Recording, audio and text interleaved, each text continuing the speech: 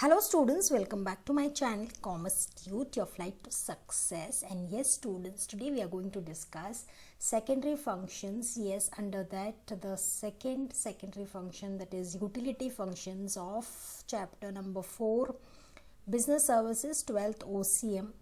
Previous video में हमने agency function किया था students under secondary function. If you have gone through the previous video, kindly check in the playlist, you will get it.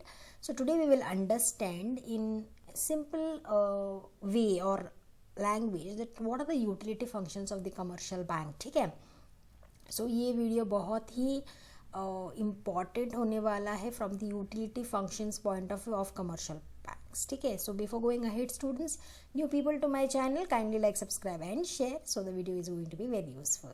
So let's start with utility function. Students, commercial bank जो है वो utility functions perform करता है for the benefit of its clients. Obviously जो भी account holders होते हैं, जो भी उनके क्लाइंट्स होते हैं, बहुत सारे यूटिलिटी फंक्शंस होते हैं जो फैसिलिटेट करते हैं या जो प्रोडक्ट्स देते हैं अपने क्लाइंट्स को. तो उसमें से सबसे पहले आता है issue of drafts and cheque. Students, cheque के बारे में तो आपको पता ही है. Cheque is nothing but an order to pay money from one branch to another branch okay of the same bank और अदर बैंक. आप चेक दे सकते हो, लेकिन बैंक ऑल्सो गिव्स और issues drafts to its account holders और and as well as non account holders. मतलब cheque तो हम अकाउंट होल्डर्स के नाम पर दे देते हैं क्योंकि उनके अकाउंट में जाके वो क्रेडिट होता है, लेकिन बैंक और एक फैसिलिटी देती है जिसको हम इश्यू ऑफ ड्राफ्ट्स भी कहते हैं. ओके, एंड ये अकाउंट होल्डर्स को ही नहीं, नॉन अकाउंट होल्डर्स भी ये फैसिलिटी यूज़ कर सकते हैं, लेकिन चेक जो है वो सिर्फ अकाउंट होल्डर्स को ही मिलता है. अब ये जो फैसिलिटी बैंक देती है, ऑब्वियसली इसके पीछे एक कारण ही है.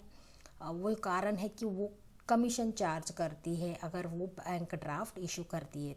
तो ओवरऑल एक अच्छी फैसिलिटी है जो कस्टमर्स या बैंक के अकाउंट होल्डर्स यूज़ कर सकते हैं.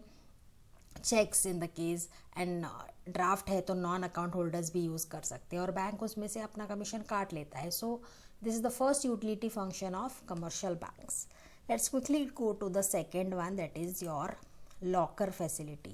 Students, most of the time we are aware that people who because of the security level या सेफ्टी कस्टडी हो, इस सेफ कस्टडी हो, इसीलिए हम क्या करते हैं, हमारे जो भी वैल्यूएबल्स है या डॉक्यूमेंट्स है या गोल्ड है, ऑर्नामेंट्स है, हम क्या करते हैं, बैंक में रखते हैं. तो बैंक में कहाँ रखते हैं students? Definitely there is a facility called as locker facility, जो एक कॉमन यूटिलिटी फंक्शन है. कोई भी कमर्शियल बैंक उठाकर आप देख सकते हो, the bank provides this locker facility, क्योंकि वहाँ पर अच्छे से आप ये सारी चीज़ें रख सकती हैं. एंड ऑब्वियसली लॉकर फैसिलिटी के लिए भी बैंक थोड़ा अमाउंट चार्जेस लगाती है.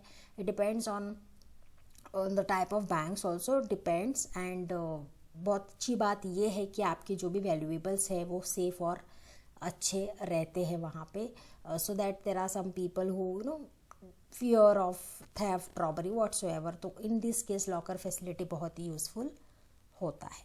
तीसरा है हमारा प्रोजेक्ट रिपोर्ट वाला फैसिलिटी. अब बैंक में prepare project reports and feasibility studies.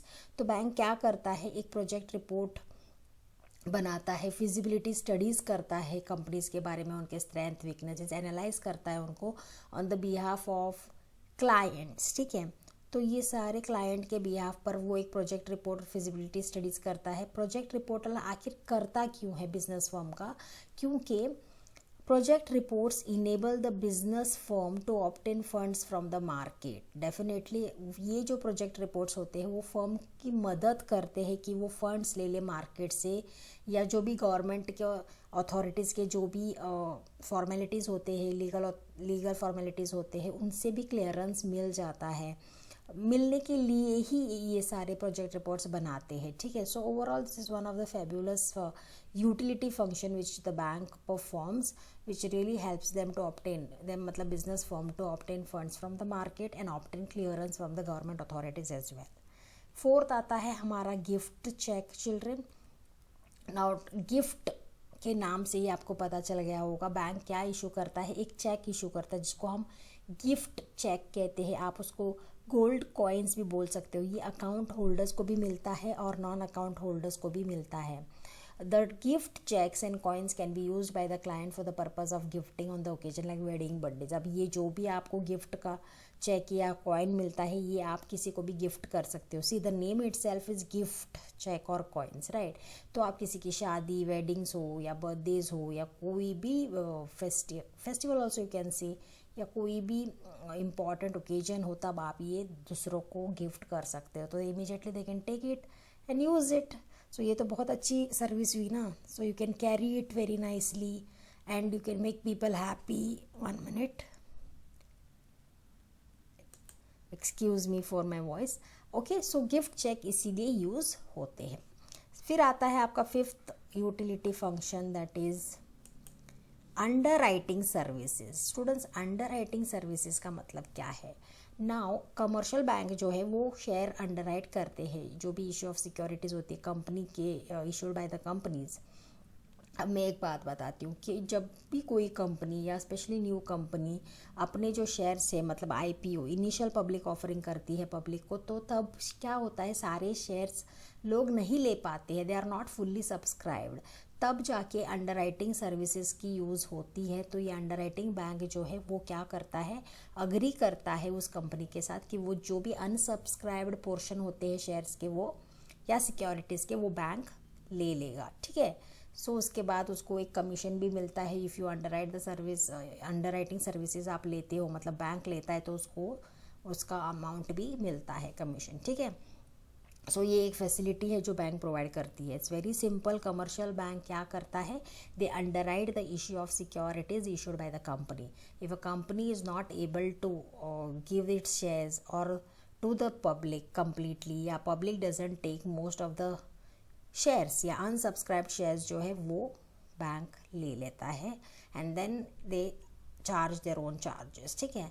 Last सबसे 6th वाला जो यूटिलिटी फंक्शन है वो है gold related services.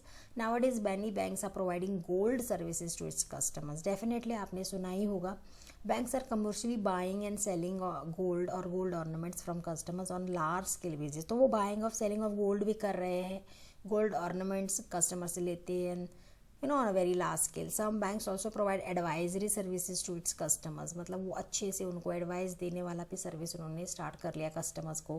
Gold funds क्या होता है, गोल्ड एक्सचेंज ट्रांसफ़र फंड्स क्या है, कैसे उसको ट्रेड करें, ये सारी चीज़ें वो उनको बताते हैं. तो when you can make most out of this services and जो गोल्ड घर पे पड़ा रहता है तो उसके ऊपर अगर आप कुछ अमाउंट बाइंग सेलिंग हो गया, या nowadays you all have gold finance also. For example आपको गोल्ड रखना है, then they give you 60 to 70% of the amount to you as a loan, और आपको मंथली इंटरेस्ट भरते जाना है. डिपेंड्स, मंथली भी हो सकता है, 6 मंथ हो सकता है, ईयरली भी हो सकता है. So that is another way. Muthoot finance हो गया, गोल्ड लोन्स आ रहे हैं, but this are gold related services जहाँ पर बैंक इनिशिएटिव लेता है buying and selling of gold करने के लिए कस्टमर से. बहुत ही अच्छा सर्विस है those who are in the need of money, and जिनको पता नहीं है इसके बारे में तो एडवाइजरी सर्विस भी वो कस्टमर को देता है, क्योंकि उनको थोड़ा अवेयरनेस आ जाए, थोड़ा अंडरस्टैंडिंग हो, है ना. simply just going for it, before that you should be aware about the things. So these are some of the utility functions, students. I think maximum we have covered of the commercial banks. I hope these topics will be not only useful for you from academics point of view, but also in general knowledge point of view, क्योंकि हमें इन चीज़ों के बारे में पता होना चाहिए. And when we go to the banks, there are so many facilities the bank provides, but we should really know कि which type of services are best for us, which we can utilize. ठीक है. So that's it, children, in this video. I hope the concept is very clear. Any question you can put it in the comment section. We will definitely tackle it. Then till then, thank you so much, students. Keep studying, keep revising. We will see you in the next video. Thank you so much.